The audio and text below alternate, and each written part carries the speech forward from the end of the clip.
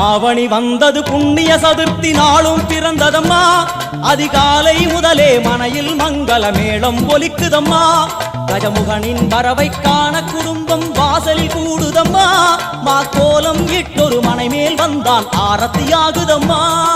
கணபதி ராஜா வந்தாராம் மனையில் நின்றே பொன்னாளாம் கணபதி ராஜா வந்தாராம் மனையில் நின்றே பொன்னாளாம்